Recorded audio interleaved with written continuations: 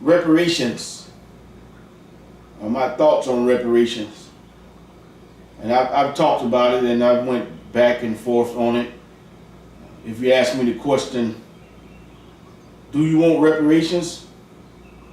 And my answer would be, I'll take them, but I'm not going to sit back waiting on them, and I'm not going to be out there protesting for them. But if the United States government decides that it wants to pay reparations to me for some past wrongs it has done to my community, to my ancestors, and it now wants to pay me reparations, I'm not going to say, I don't want it, keep it. I'm going to take it, and I'm going to do with it what I do with any income that I receive. I'm going to take it and I'm going to invest it into something that's going to grow me even more money. There are some people that will take it and do what they normally do with it and throw it away. But they can do that if they want to do that with their money.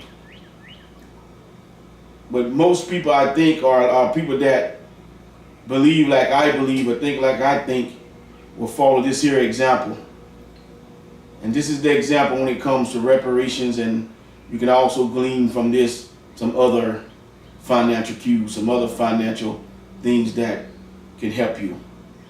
I was talking to our son, during his weekly budget meeting, and we were talking about the job that he has.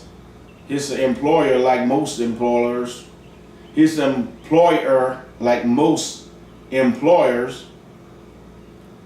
offer a matching fund for putting money into a retirement plan. For instance, for every dollar he puts in, they'll match that dollar. If he puts in $1, they'll match it. So that's another dollar. And some companies are up to 6%, some even more, some slightly less. And my son agreed that he was going to put money into it, but the amount that he was putting into it, I thought he should do the max. The amount that he was putting into it, I thought he should do more than that. I informed him, I encouraged him he should do the maximum amount that he can put in. But his answer was, if I put in the max, it's going to make me have a budget shortfall for how I plan out my money over a month. I'm going to be short because I'm also investing in some other things that you all encouraged me to invest in. So I told him, the amount that you're short, I will give that to you. I'd rather give you the shortfall in your budget and you put the max you can into that account, into that retirement account, so you can get the most out of it. He seemed a little reluctant to do that, and I understand it because he wants to be his own man, and I applaud that. And that's how I feel about reparations. I don't need a government handout for anything. I'll go get it myself. But I'm wise enough to know that I'm certainly not going to turn it down.